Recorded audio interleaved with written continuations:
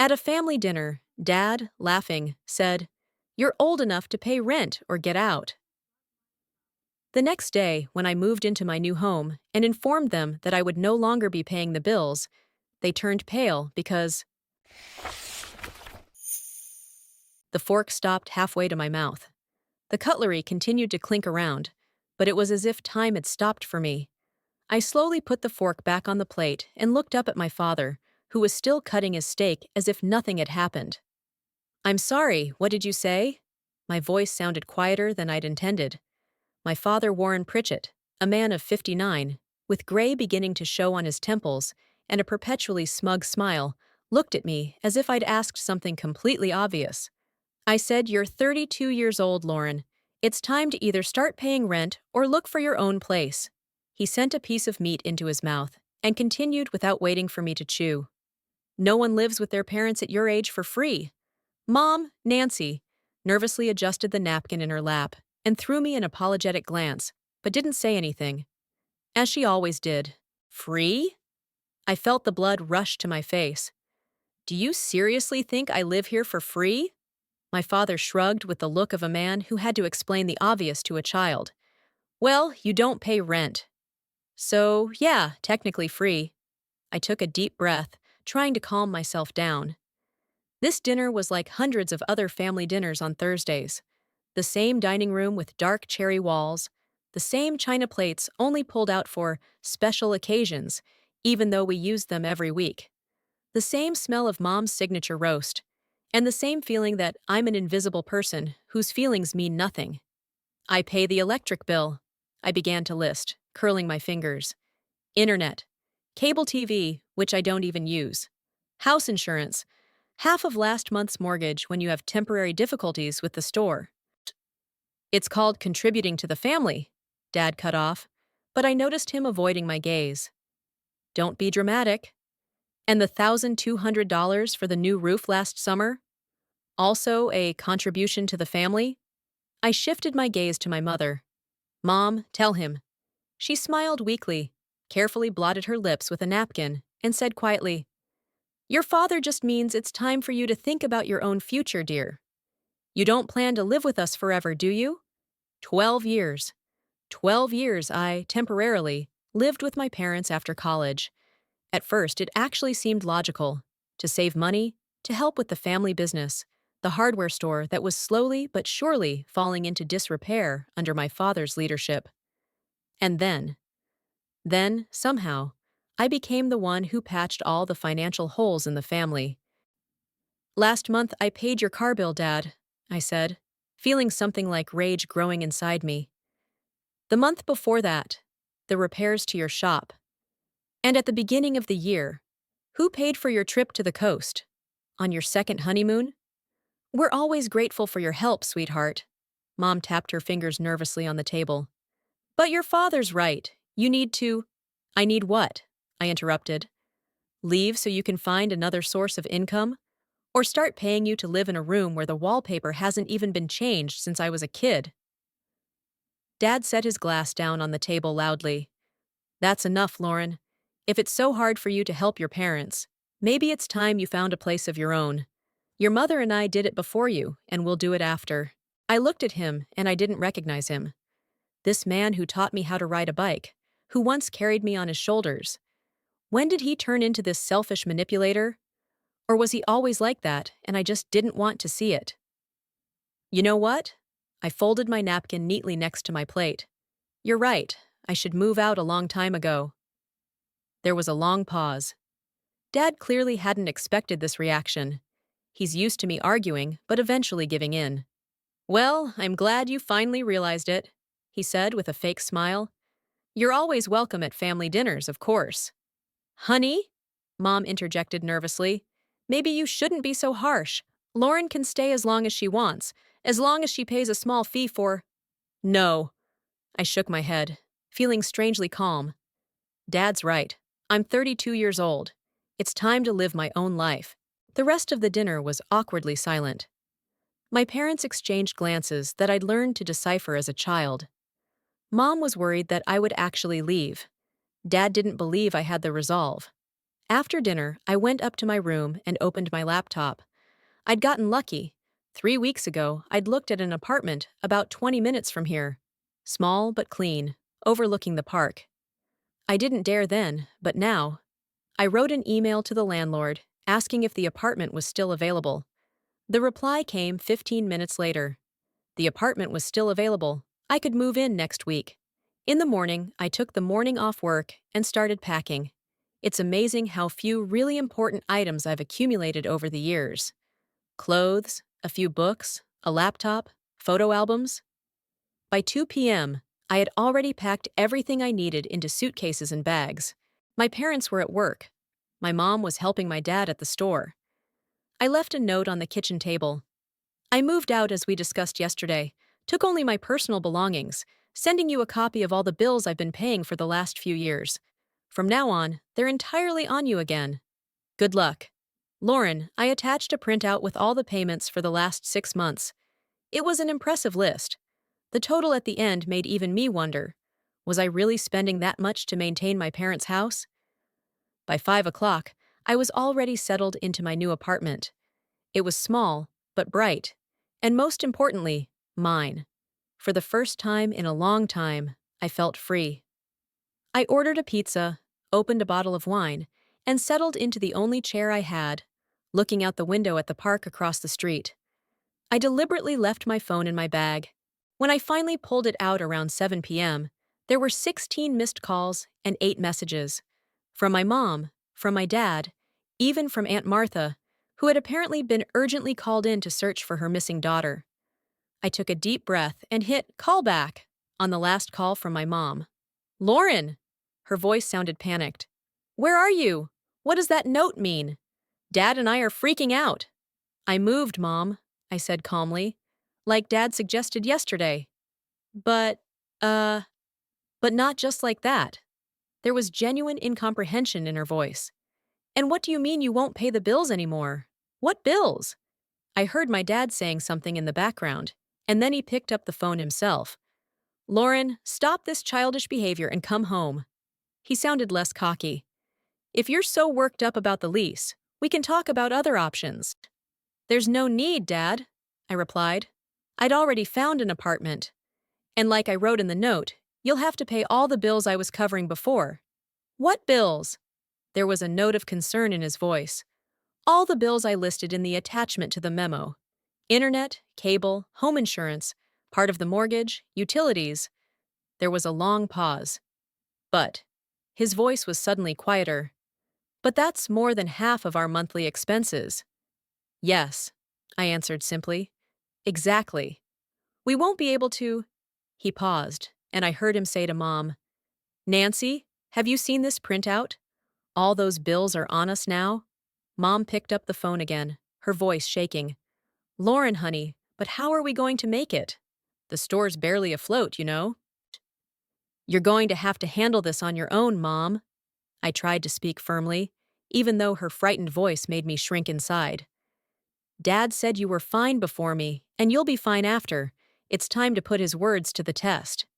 But it was just a conversation. She sounded desperate. We didn't think you'd actually leave, and we certainly didn't expect you to stop helping with expenses. We're a family. Yes, Mom, we are a family. But family isn't just about one-way financial support. I gotta go. I'll call you tomorrow. I hung up the phone, ignoring her protests, and turned it off. My heart was pounding like I'd run a marathon. Never before had I confronted my parents so forcefully. It was terrifying and incredibly liberating at the same time. I turned back to the window, watching the sunset over the park, and for the first time in years, I felt in control of my life. Tomorrow would be a new day. My day. In my own home. The first vivid memory of my childhood. Me, 6 years old, standing at my father's desk with a broken porcelain figurine in my hands. It was the horse my dad brought back from a business trip, his pride. I just wanted to dust it, like Mom did every Saturday. Lauren, his voice was quiet, which was always scarier than yelling, Do you realize what you've done? I nodded, tears running down my cheeks. I didn't mean to, Dad. I wanted to help. Help? He took the pieces from my hands. You broke something I loved, something that was precious to me. Is that how you help, Lauren? Mom stood in the doorway of the study, biting her lip. She saw everything, but she didn't say a word. Now you have to fix it, Dad continued. Do you know how? I shook my head, looking at him hopefully. You're going to clean the whole house for 3 weeks for Mom, every day. Maybe then you'll learn to be neat. When he left, Mom hugged me and whispered, Don't worry, honey. I'll help you with the cleaning. Daddy was just upset. It was always like that. Dad would set exorbitant expectations, and Mom would sneak in to help me meet them instead of protecting me from excessive expectations. In high school, I was the perfect student. All perfect grades, participation in all activities, class president in high school. Not because I wanted to be, but because otherwise there would be an endless stream of disappointed sighs from my father at home. Pritchett's don't come in second, Lauren. When I turned 13, my father opened a hardware store called Pritchett's House. It had been a long-time dream of his. He left a steady job with a construction company and invested all the family savings in a space on our town's main street. For the first 2 years, the store thrived. Dad was enthusiastic, Mom did the bookkeeping, and I helped after school and on weekends. This is our family legacy, Dad said, running his hand around the shelves of tools, paints, and gardening equipment. One day you'll run it all, Lauren. But I didn't dream of a hardware store. I wanted to study economics, work in a big city. When I dared to say that out loud in 10th grade, my father looked at me with such disappointment that I physically felt my heart clench. After everything your mom and I have done for you, he said quietly, you just want to abandon your family? By the time I graduated high school, I couldn't imagine actually leaving. But when my acceptance letter to the university came with a full scholarship, even my father couldn't object. 4 years of college was a breath of freedom. I lived in the dorms, worked part-time jobs on campus, and went on dates with guys I didn't tell my parents about. For the first time, I was making decisions on my own, without the benefit of my father's approval. But then came the last semester, and the news from home became more and more troubling. The store was struggling. A large chain competitor had appeared on the outskirts of town. Mom hinted in her calls that Dad was getting irritable, hardly sleeping at all.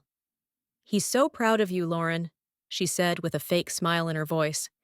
He's always telling the customers that his daughter is going to be a graduate economist.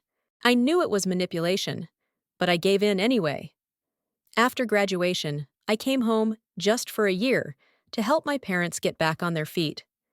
I got a job at an accounting firm in a neighboring town, but I spent all my free time at the store trying to get my financial records in order.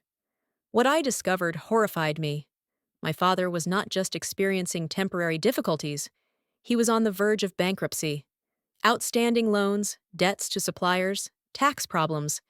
Yet he continued to make expensive purchases of goods that didn't sell and ignored any advice on optimization. Dad, we need to cut costs, I said one evening, laying out tables and graphs in front of him.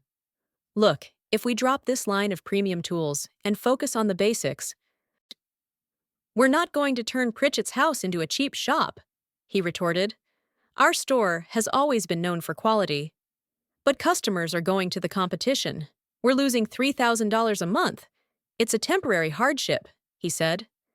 And you, if you are so smart with your diploma, better figure out how to attract customers instead of offering me to trade cheap junk. And I tried. I created a website for the store, ran local advertising, organized workshops on home repair. But the problem was deeper than that. My father refused to change. He was still doing business the old-fashioned way, ignoring internet orders, clashing with customers if they criticized. 2 years after I returned, the store was on the verge of closing. That's when I made the mistake that defined the next 8 years of my life. I invested my savings in the family business. It's a temporary measure, I convinced myself, as I signed a check for $20,000, almost everything I'd accumulated while working. As soon as the store got back on its feet, I could leave. But the first infusion was followed by a second, then a third. I became indispensable. I did the bookkeeping, served customers when my father was too busy, dealt with suppliers. And then I started paying the household bills. At first, it seemed logical. I was living with my parents anyway. Why not help with the utility bills? But gradually, I took over all the major expenses: internet, cable, home insurance, phones. When my parents' car broke down, I paid for the repairs without a second thought. When the roof started leaking, I financed the replacement. Every time I tried to talk about money, my dad turned the conversation to emotion. After all your mom and I have done for you, you're counting every dollar? His eyes filled with resentment. We denied ourselves everything to get you an education. But Dad, I got a scholarship. I objected carefully. You didn't pay for my college. Who fed you for 18 years? Who bought your clothes? Who drove you to music lessons, which you then dropped out of even though we spent thousands? And I was retreating. The guilt paralyzed me. When I turned 28, I met Daniel. He was an engineer, just moved to our town. We met at a coffee shop I stopped by before work. 2 months of dating, and for the first time in a long time, I felt like I could start my own life. Why don't we look for an apartment together? He suggested after a particularly magical evening. I know you're attached to your parents, but you could just help them out financially without having to live there. I agreed. We found a cozy apartment near downtown, signed a preliminary contract. And then I did something I shouldn't have done. I told my parents. My mom cried at dinner. We're losing you, she sobbed, while my father sat stone-faced. You have no idea how lonely we're going to be.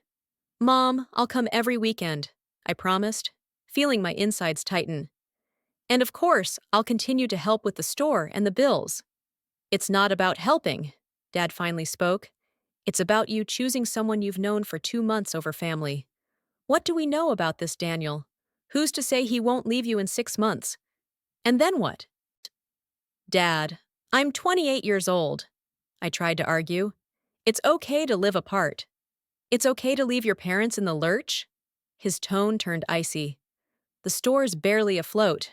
Your mother with her arthritis can barely keep her job. Now imagine what would happen if you stopped helping with the paperwork. If we had to hire an accountant? Mom's arthritis was mild, and she was doing a great job. But I didn't say anything.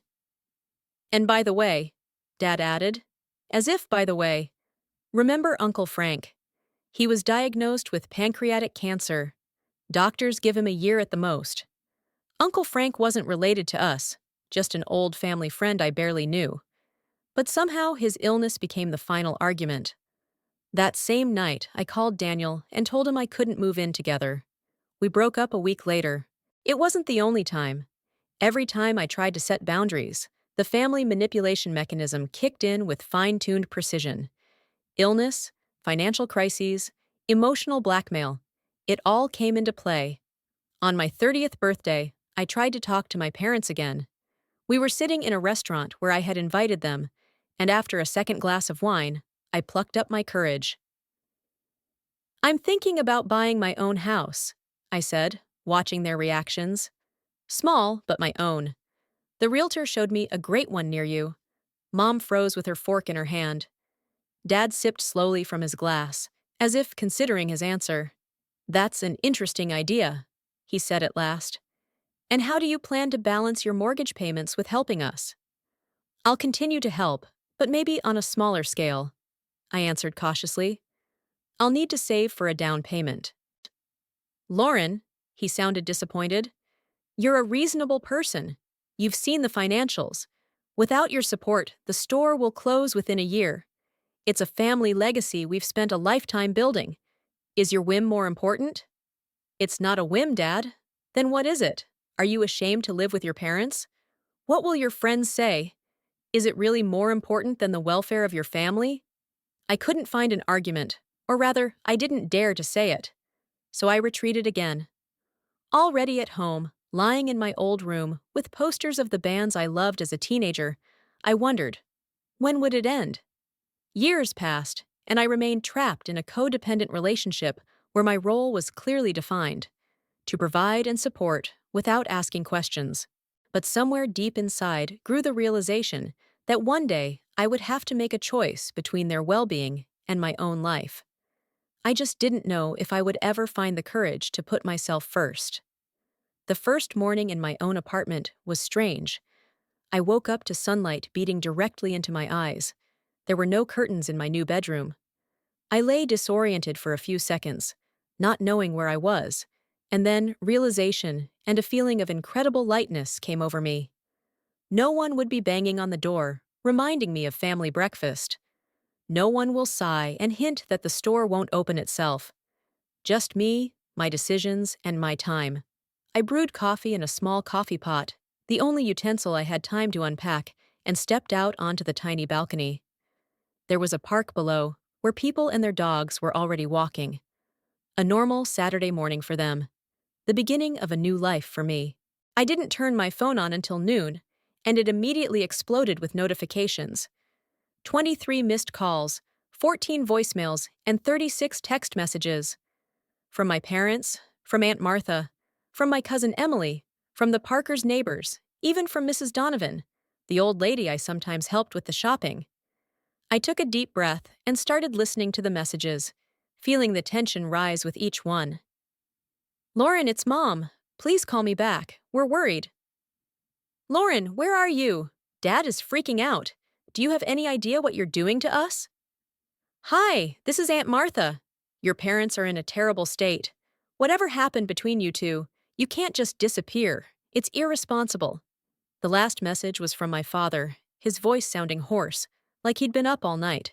"Lauren, this is crossing all lines. If you don't come back immediately, we will be forced to take action." What action he meant was unclear, but the threat sounded ominous enough to send a chill down my spine. I sent a quick text to both my parents. "I'm fine. I just need some time. Please respect my decision." No sooner had I put the phone away than it rang. "Mom." "Lauren!" Her voice was shaking. "Where are you? Dad and I were up all night. I told you I'm fine. I got an apartment. But why? Because of one stupid thing you said at dinner? Your father was just making a bad joke." "It wasn't a joke, Mom. And it's not just that. I'm 32 years old. It's time for me to live my own life. But not like this." There were tears in her voice. "You just disappeared, leaving that awful note with the bills. Do you have any idea where we're at? We can't do this without your help." I gripped the phone tighter. "You can do this, Mom. You're adults. You have a business. You were doing fine before me." "But things have changed," she was practically screaming. "The market, competitors, credit. You know all that. Lauren, you can't leave us to die." "Leave us to die." That phrase hit me like ice water. Classic manipulation, but for some reason, it didn't work this time. Instead of the usual guilt, I felt irritation. "Nobody's dying, Mom. You just have to learn to live within your means, that's all." "I'll put Dad on the phone." She sounded disappointed. The conversation with Dad was even worse. He started with threats, moved on to accusations, and ended by saying that all the neighbors and acquaintances now knew what an ungrateful daughter I was. Mrs. Donovan cried when I told her you'd left us penniless." His voice oozed venom. "She said she never thought you were capable of such cruelty." I didn't bother to remind her that Mrs. Donovan was a gossip who loved to be dramatic. Instead, I just said, "I have to go, Daddy. I'm about to start a new life, and I want to unpack." "A new life?" He chuckled bitterly. "You left your family for a new life? Who are you, Lauren? I don't recognize you." "I don't recognize myself either," I answered honestly. "And it's a great feeling." I hung up the phone, ignoring his exclamations of outrage, and turned off the sound on my cell phone. There was still a lot to do, unpacking, buying the essentials, turning this empty apartment into a home. By Sunday evening, I had already set up most of the dwelling. Simple furniture from a nearby store, a few plants to liven up the space, new curtains on the windows. The apartment was tiny compared to my parents' house, but there was something cozy and honest about it. There was no need to pretend here. On Monday, I went back to work at the accounting firm.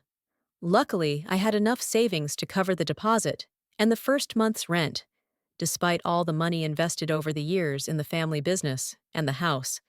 "You look different, Marcus," my coworker remarked when we ran into each other in the break room.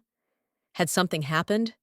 Marcus was new to the firm, only 6 months since he'd transferred from out of town. We rarely talked outside of work, but there was something about him that was comforting. Maybe his calm smile, or the way he listened attentively when we talked to him. I moved out of my parents' place, I answered, surprised at how easy it sounded. I got my own apartment. Congratulations. He smiled sincerely. That's a big step. It's about time, to be honest. What do you mean? I tensed up. I'm sorry, he said, embarrassed. It's just that you've always seemed, stiff. Like you were carrying a heavy load. And today you seemed freer. I didn't know what to say. Was my inner state so obvious to an outsider? Thank you, I guess, I finally said. My parents aren't thrilled, though. I bet they are, he chuckled. No one likes to lose control. The phrase hit something inside me. Control. That had been the essence of my relationship with my parents all these years. The week passed in relative calm. My parents continued to call and write, but not as persistently. I responded briefly, ignoring the emotional manipulation. On Wednesday, Aunt Martha called me and talked at length about how my mother cried at night and my father had lost his appetite. You have to understand, Lauren, she said in her cautionary tone. For parents, children are always children, even when they're in their 30s. It's hard for them to let go. It's not about letting go, Aunt Martha, I countered. It's about the financial dependency they've created. But they're your parents, she raised her voice. They raised you, gave you everything. Is a few bills such a big price to pay for their love? I didn't argue. It is useless to explain to someone who is herself inside a codependent family system what is wrong with it. Friday night, I was driving back from work, thinking about the fact that for the first time in years, I have a free weekend that I don't have to spend at my parents' store. Maybe I'll go to a movie, or just read a book in the park. These pleasant thoughts were cut short when I walked up to my house and saw my parents' car parked out front. My heart dropped. They had found me. Walking up the stairs, I frantically thought about what to do. Part of me wanted to turn around and run, but the other part of me realized this conversation was inevitable. They were sitting on the steps in front of my dormom with tear-stained eyes, Dad with a stony expression. At the sight of me, my mother jumped up and rushed to hug me, and my father rose slowly, shoving his hands in his pockets. How did you find me? I asked, gently releasing myself from my mom's embrace. It wasn't hard. Dad shrugged. You left a new address at work. We called your firm and told them we needed to get the paperwork to you right away. I felt a chill, so they'd lied to my secretary to get the address. Another trespass. You shouldn't have come uninvited, I said, pulling out my keys. But since you're here, come on in. My small apartment shrank with their arrival. They looked around with ill-concealed contempt, my father wrinkling his nose at the simple furniture, my mother nervously fiddling with the hem of her expensive blouse. Is this what you left us for? Father circled the space with his hand. For this doghouse? This is my home, Dad, I tried to say calmly, and I love it. Lauren, honey, Mom took my hand. We understand that you need space. Maybe we've been pushing too hard, but you can't just stop helping with the finances. Do you have any idea what kind of position we're in? You always said you were doing fine. I released my hand. That the store was holding up. We didn't want to worry you. She lowered her eyes. But the truth is, for the last 3 years we've been barely making ends meet. Dad waved his hand irritably. That's enough, Nancy. She needs to know the whole truth. The store is in debt. The house is in foreclosure for the second time. We have loans you don't even know about. I sank to the edge of the couch, feeling dizzy. How bad is it? We owe the bank almost $200,000, my mom said quietly, as if she was afraid someone might overhear us.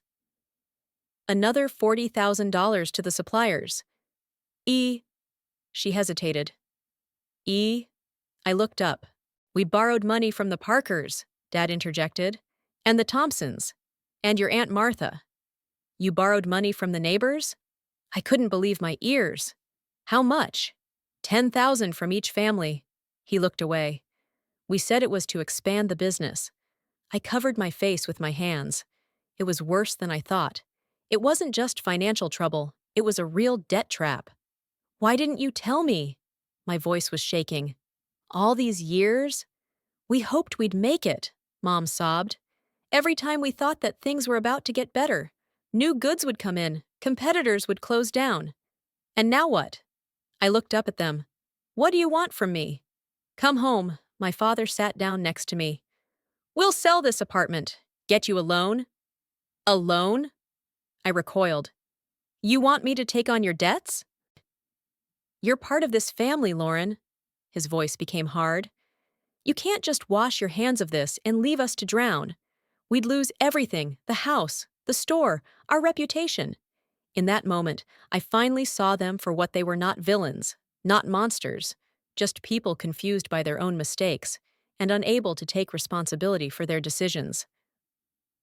I'm not going back, I said firmly, and I won't take on your debts. But you have to help. My father jumped up. You can't leave us in this situation. Yes, I stood up too.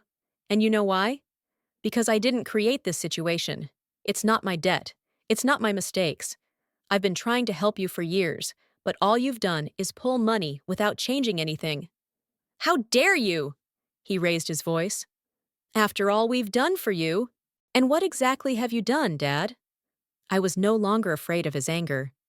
You raised me to believe that my worth is determined by how useful I am.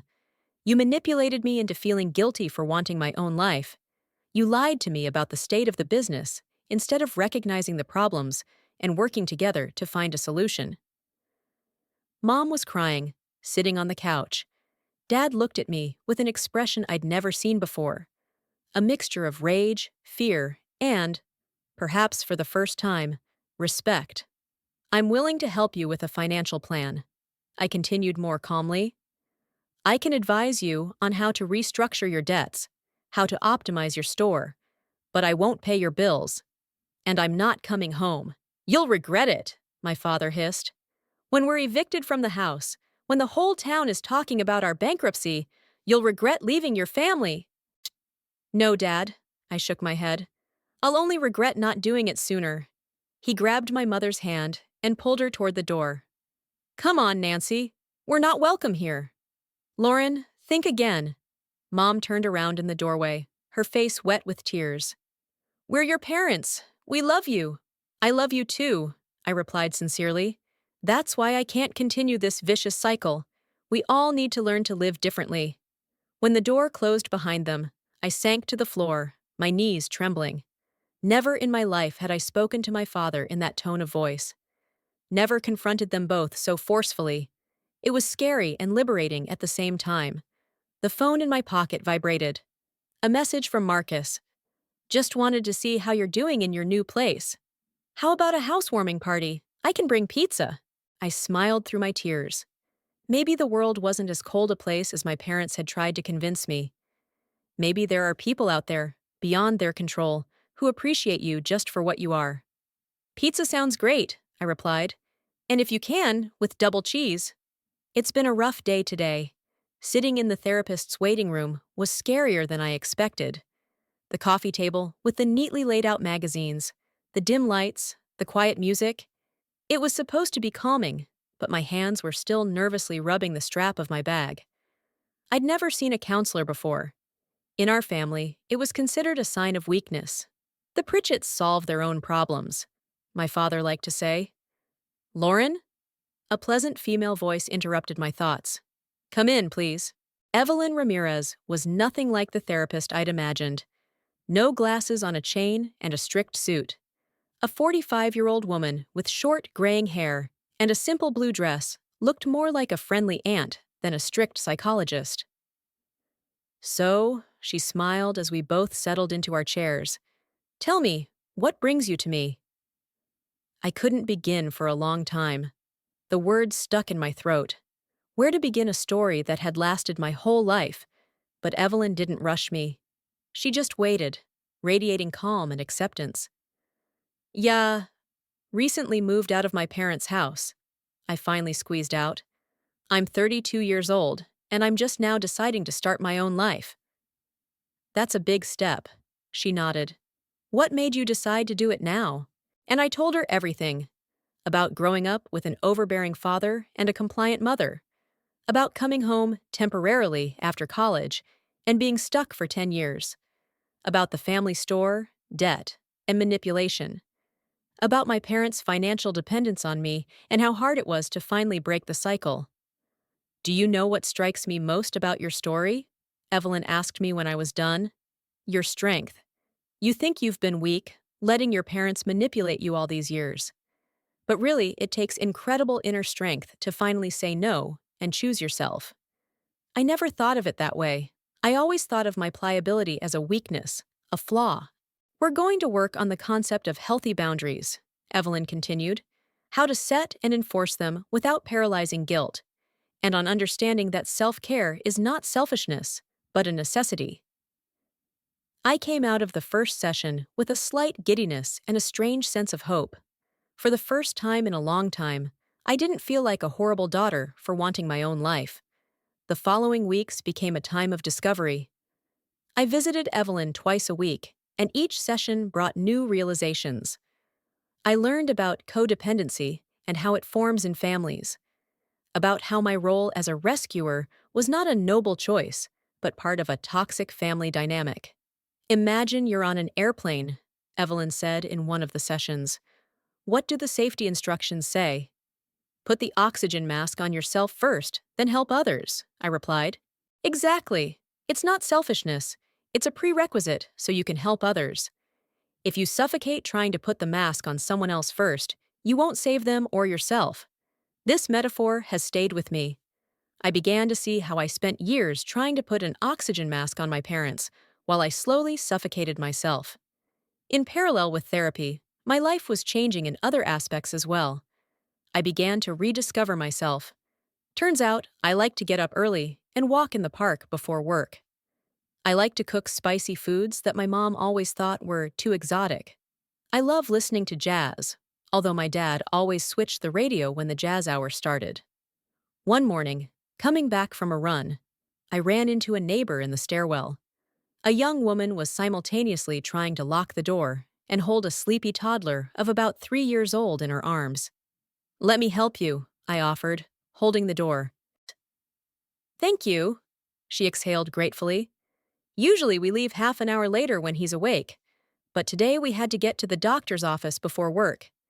That's how I met Tasha and her son Ethan. Tasha was a hairdresser, raising a child alone and taking night classes in design. When she told me about it, I couldn't hide my surprise. And you do it all on your own? She shrugged. Who else? Ethan's father disappeared before he was born. His parents live in another state and barely make ends meet. It's either do it on my own or don't do it at all. Her wisdom and resilience amazed me. Tasha didn't complain about fate, didn't look for someone to blame. She just did what needed to be done, day after day. We started spending weekends together. Sometimes I would watch Ethan while Tasha was in class. He turned out to be amazingly independent for a 3-year-old, dressing himself, helping set the table, always putting his toys away. How did you teach him to be so responsible? I asked him once. I just don't do things for him that he can do himself, Tasha replied. Children need to be trusted and allowed to do things on their own. That's the only way to raise a strong person. Her words made me think about my parents. All my life they had taught me that family was about sacrificing yourself for your loved ones. But looking at Tasha and Ethan, I saw a different model. Family is about helping your loved ones grow stronger, not making them dependent on you. From my parents, meanwhile, came conflicting news. Aunt Martha called almost every week with dramatic reports. My mother was ill with nervous exhaustion. My father was hospitalized with a suspected heart attack, which turned out to be a stomach bug. I kept my distance, but still worried. 2 months after I left, I decided to call my mom directly. How are you? I asked when she answered the phone. How are you doing? Her voice sounded tired, but not as hysterical as before. We're adjusting. Your father got a job as a consultant at a building supply store in the next town, 3 days a week. I couldn't believe my ears. A father who hadn't worked anywhere but his own store for 12 years? Who considered wage labor beneath his dignity? And the store? We've reduced our hours of operation. We're only open 5 days a week instead of 7. And She hesitated. I started selling my knitwear. Remember, I always loved to knit? Turns out people like my scarves and hats. Something tightened in my chest. My mom had been knitting all her life, creating beautiful, unique things. But my father always called it a waste of time. And now her hobby was helping the family survive. That's wonderful, Mom, I said sincerely. You've always made beautiful things. There was an awkward pause. Your father wants to talk to you, she said finally. Maybe we could meet? Somewhere neutral. I agreed, though my inner voice warned me of danger. We arranged to meet at a cafe downtown the next day. When I arrived, my parents were already waiting at a table by the window. My father looked gaunt, somehow shrunken. Mom was smiling nervously. I took a deep breath, remembered everything I'd learned from Evelyn, and walked over to them. You look good, Dad said instead of greeting me. Independent living suits you. I hadn't expected such a start, and I didn't answer right away. Thank you, I said at last. You look good too. Mom told me you got a job. He grimaced. Temporarily, just until we get the store situation straightened out. We ordered coffee, and for a while, we talked about neutral things, the weather, the town news, Aunt Martha's health. Then my father got to the point. Look, Lauren, I realize I've been demanding, maybe a little too much sometimes. But everything I've done has been for my family, including you. I listened in silence. It wasn't exactly an apology, but at least some kind of acknowledgement of the problem. Mom and I have been thinking, he continued, and we've decided that we need to restructure the business. Maybe even sell the store and start something new, smaller. And we need your advice, your expertise. I can look at the paperwork, I agreed cautiously. Help me draw up a plan. Oh, that's great. He's revitalized. And we were also thinking, you've always been fiscally responsible. Maybe you could help us out with a loan. Just as a co-borrower, it would give us better terms. That's it. The real purpose of this meeting, not an apology, not a reconciliation, but a renewed attempt to put me in financial bondage. No, I shook my head. I'm not taking on your loans. Not as a co-borrower, not as a guarantor. My father's face changed. The feigned friendliness disappeared, giving way to familiar irritation. So you're ready to help with advice, but you're not ready to actually support the family? Helping with advice is real support, I answered calmly. If you use my knowledge, you'll be able to get back on your feet without new debts. That's easy for you to say, he raised his voice. You have a stable job, no responsibilities, and we could lose the house. Honey, Mom put her hand on his shoulder. Not here. He pulled away sharply. Why not here? Let people know how the daughter treats her parents. And then I realized that nothing had changed. Even in my desperate financial situation, even after I'd made my boundaries clear, he was still trying to manipulate me through public humiliation and guilt. I'll go. I rose from the table. When you're ready to talk without manipulation, let me know. I really want to help you get back on your feet. But not like you did before. Lauren, please. Mom grabbed my hand. He's just upset. Stay. I would have relented before. Sat back down, agreed to a compromise that wouldn't really be a compromise, just a postponement of the inevitable, but not now. I'm sorry, Mom. Call me when you want to talk. No pressure. I walked out of the cafe with a pounding heart, but a strange sense of inner calm. Something important had happened. I hadn't snapped under pressure. I hadn't succumbed to emotional blackmail. I stayed true to myself. That evening, I sat on the small balcony of my apartment, watching the sunset and thinking about the meeting. Tasha came out on the neighboring balcony with a cup of tea. Rough day? She asked, noticing my pensive expression. Met with my parents, I replied. They're still trying to drag me into their financial problems. So what did you decide? I wondered. You know, I always thought I was helping them by paying bills and solving problems. But today, I realized that's not helping. That's just maintaining their addiction. Real help is letting them learn to cope on their own. Tasha nodded understandingly. Just like with kids, sometimes the hardest part is letting them fall so they can learn to get up. Exactly, I smiled. I think my parents are only now, in their 60s, learning what your Ethan already learned at age 3: independence. We laughed, and it was a light, liberating laugh. In that moment, I realized that I hadn't just severed an unhealthy bond with my parents. I had opened the door to a new world of relationships based on mutual respect and support, not dependency and manipulation. Later that evening, I wrote in the journal I had started on Evelyn's advice. True love does not require sacrifice.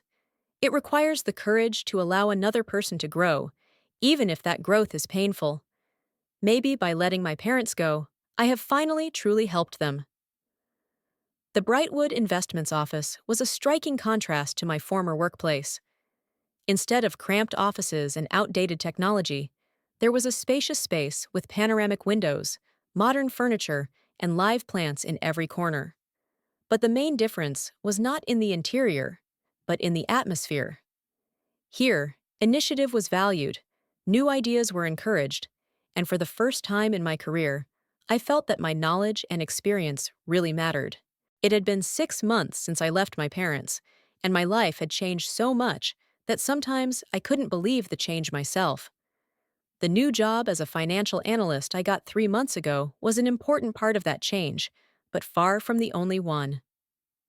Lauren, did you remember the 2 o'clock presentation? Marcus peeked into my office, smiling his trademark smile that always elicited a response from me. How could I forget? You remind me every hour. I jokingly rolled my eyes. I just want to make sure you're not nervous. He stepped closer and put his hand on my shoulder. You know the project is great. The board of directors will be impressed. Marcus had joined Brightwood a month ahead of me and had immediately recommended me when an analyst position opened up. Our relationship, which started as a friendship, gradually grew into something more, although we both took our time. After everything I'd been through, I needed time to learn to trust, and Marcus patiently gave me that time. I'll see you after work? He asked, heading for the door. Tasha had invited us over for dinner. Ethan had some kind of surprise for you. Sure, I nodded. I just need to stop by the house to change after the presentation. The word home had a completely different meaning for me now. My apartment had become a real refuge, a place where I could be myself. Over the months, I had completely transformed it from a faceless rental home into a space that reflected my personality. Bookshelves filled not only with professional literature, but also with novels I'd always wanted to read. Brightly colored pillows on the couch, paintings on the walls, inexpensive prints, but chosen with love, and lots of plants, my new hobby, which turned out to be surprisingly soothing. After work, I stopped by the house to change and water the plants. My phone rang as I was changing the water in the vase of flowers Marcus had brought the day before. Hi, Mom, I answered, jamming the phone between my shoulder and ear. Hello, dear. Her voice sounded more awake than before. How was the presentation? Great. I couldn't hold back a proud smile. The project was approved, and I was assigned to lead its implementation. That's wonderful. Her joy sounded genuine. I'm so proud of you. My relationship with my mom was slowly recovering.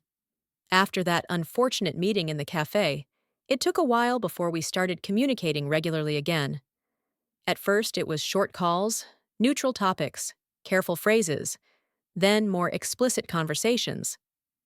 How's your needlework store? I asked, transplanting a violet into a new pot. It's growing, she said, a smile in her voice. Last week, I had 15 scarves ordered for corporate gifts. I even asked Gina to help with the knitting so I could get them done in time. Gina was an old friend of my mom's, with whom she had reconnected after moving. This was another change that made me happy. Mom was starting to regain the social life she had almost completely abandoned when Dad's control peaked. And how was Dad? I asked cautiously. Pause. Dash. He's adjusting. Mom finally answered. The job at the construction company was harder than he expected. But, I think he likes it. He comes home tired but satisfied. And he talks about his coworkers without the usual irritation. That was new. My father always felt that those around him didn't appreciate or understand him. To hear that he was finding common ground with his new colleagues was almost revolutionary. I was wondering, Mom continued after a brief pause, if we could get together this weekend? All of us together. Your father, he wants to talk. I tensed up. The last meeting with my father had ended with his outburst of anger and my leaving the cafe. Don't worry, my mom added quickly, catching my silence. He really had changed. These months have been hard, but rewarding, especially after selling the house. 3 months ago, my parents sold the large family home I grew up in. They couldn't keep up with the mortgage payments and utility bills and had to move into a small apartment in an apartment building. It was a particularly painful blow for my father. The house had always been a symbol of his success. I'll think about it, I said, not ready to agree right away. And I'll call you back. After the call, I sat on the balcony for a long time, looking at the park below. The green of the trees was already touched by the gilding of fall. Time was passing, everything was changing. Maybe it really was time to take another step toward reconciliation. I called Evelyn, my therapist, whom I was still seeing, though not as often anymore. Do you think I'm ready for this meeting? I asked, describing the situation. The question is not whether you are ready, she answered after a short pause. It's about what you want from this meeting. What are your expectations? I wondered. I don't expect a miraculous transformation of my father, or a perfect relationship, but I would like, I don't know, maybe some reconciliation? A chance for a new kind of relationship? Then maybe it's worth the risk, Evelyn said. But with clear boundaries. Pick a place and time you're comfortable with. Set a time frame. And most importantly, remember that you can always walk away if you feel manipulated or pressured. After talking to Evelyn, I made a decision. But instead of agreeing to meet somewhere neutral, I decided to invite my parents over to my place, to my space where I felt strong and protected. I called my mom and suggested Sunday lunch at my house, from 12 to 3. A clear time frame, as Evelyn had advised. To my surprise, Mom agreed immediately, without the usual attempts to change the terms to suit herself. Sunday came sooner than I expected. I spent the morning preparing a simple but delicious lunch: baked chicken and vegetables, salad, homemade bread. A new skill mastered during these months of independence. Marcus offered his help and moral support, but I declined. This was my battle, and I had to fight it myself. At 12 sharp, the doorbell rang. I took a deep breath, squared my shoulders, and opened it. They were standing on the doorstep, Mom, with a small bundle in her hands, probably something knitted. Dad with a bottle of wine and an unaccustomedly uncertain expression on his face. Both of them looked different than I remembered them. Mom was fresher, with a new haircut and wearing a dress I hadn't seen before. Dad was slimmer, with light stubble and wrinkles around his eyes that seemed to have appeared over the months. Come on in. I stepped aside, letting them inside. You have a very cozy place, Mom said sincerely, looking around. These plants? You've always loved greenery. Thank you. I accepted the bundle she held out. What is this? A shawl, she smiled embarrassedly. I noticed you wore blue a lot, so I chose this shade. The shawl was beautiful, a thin, intricately patterned shawl in soft blue. I ran my fingers over the soft yarn. It's lovely, Mom. Thank you. Dad held out a bottle of wine, obviously expensive. I hope you like red, he said awkwardly. The salesman said it was a good year. I do. I accepted the bottle. Come into the living room. I'm almost done with dinner. At the table, it was awkward at first. We exchanged careful phrases about the weather, my new job, my mom's needlework business. Gradually, the tension began to subside.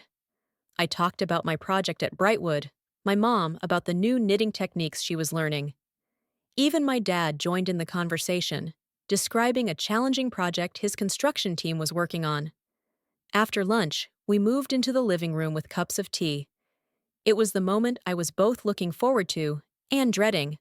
"Lauren," my father began, setting his cup on the table. I. We wanted to talk about what happened. About all those years. I clenched my hands in my lap, preparing to defend myself. I was a terrible father. The words I never expected to hear rang through the silence of the room. And an even worse person. I looked up, not believing my ears. My father was looking straight at me, his gaze clear and hard. "When you left, I was furious," he continued. "Blamed you for everything. But then, when we lost the house, when we had to sell the store, I began to realize that you were right. All those years I'd been living in an illusion. I'd created this image of a successful businessman, head of the family. But in reality, I was just using you. We both did it," Mom added quietly, looking into her cup. "I had to stop it, protect you. But it was easier for me to close my eyes." I sat there, stunned by their words. Never before had my parents admitted their guilt so bluntly. "Do you know what the strangest thing is?" Dad continued after a pause. "It was only after losing everything that I started to really live. Work, real work, not pretending to work in a half-dead store, gave me purpose. Colleagues who value my experience, but aren't afraid to point out mistakes. It's sobering." "I'm happy for you," I said sincerely. "I am. But that's not why we're here." My father straightened up. "Not to brag about his epiphany. We came to apologize. To apologize for what we put you through. And to ask for a chance," Mom added. "A chance to start over. Not as addicted parents and rescue daughters, but as adults who respect each other." I felt tears coming to my throat. How many times had I dreamed of hearing those words? How many nights have I spent imagining this conversation? "I don't know if I can forget everything that happened right away," I answered honestly. "The years of manipulation, the guilt you made me feel, it's not going to go away overnight." "We know," my father nodded, "and we're not asking for it. Just let us show you that we can change, that we're already changing." I looked at them, these two not young people sitting on my couch, looking so vulnerable and sincere. They had hurt me, yes. They made me lose years of my life. But they also gave me life, raised me, albeit with all their mistakes. And now they were trying to make amends. "I'm willing to try," I said finally. "But with conditions. No financial entanglements, no manipulation. And if I say no, it means no. No pressure or guilt." "Agreed?" Mom nodded quickly. Dad hesitated for a second, but then nodded too. "One more thing." I drew in a breath. "I want you to know that I didn't leave because I didn't love you. It was because I loved you too much. So much so that I forgot about myself. And I can't live like this anymore." "We understand," Mom said quietly. "And we're not asking you to do it anymore." The rest of the meeting passed in a lighter atmosphere. We talked about future plans, about Mom's new clients, about how Dad was learning to use the smartphone he'd been given at work. Just normal family conversation, with no pitfalls or hidden meanings. At exactly 3 o'clock, as we had agreed, they started to pack. At the door, my mom gave me a big hug. "Thank you for this chance," she whispered. "We won't fail." Dad stomped awkwardly, then stepped forward for a hug too. He rarely showed physical affection, and this gesture was especially meaningful. "I'm proud of you," he said quietly. "That you found the strength to walk away. That you built this life on your own. I've always wanted the best for you, I didn't show it right." After they left, I stood at the window for a long time, watching them walk to the bus stop, no longer the owners of a big house with 2 cars, but an ordinary elderly couple holding hands. Somehow there was more dignity in this simple picture than in all their previous attempts to project the image of a successful family. I threw the new shawl my mom had given me over my shoulders. The soft yarn warmed my skin, and the bright color lifted my spirits. It was symbolic that her first gift to me after our breakup had been made with her own hands, from her talent, not bought with my money like before. My phone vibrated, a message from Marcus. How'd it go? Need company? I smiled, typing a reply. Better than I expected. But yeah, company wouldn't hurt. Grab some ice cream? Life went on. Not perfect, with its own complexities and uncertainties. The relationship with my parents was still fragile, requiring work on both sides. There were new challenges ahead, perhaps new disappointments, but I no longer feared them. Standing at the window of my apartment, I felt more than just relief that I had broken free from a toxic relationship. I felt proud for my choice, for my courage, for the fact that by refusing to play the role of savior, I had actually helped my family grow stronger in the end. And, more importantly, I had helped myself find my own freedom and my own voice. It was starting to rain outside my window, but for the first time in a long time, the weather didn't make me anxious. My life was finally in balance, and I was ready for any storm, knowing that I had the strength to weather it. Любі глядачі, дякую вам за перегляд, ставте лайки та підписуйтесь на канал. Також напишіть в коментарях, чи погоджуєтесь ви з Дженніфер, чи вона мала розказати все матері, чи ні, чи мала все розказати своєму коханцю щодо свого чоловіка, чи ні. І також прокоментуйте, чи вам сподобалось це відео.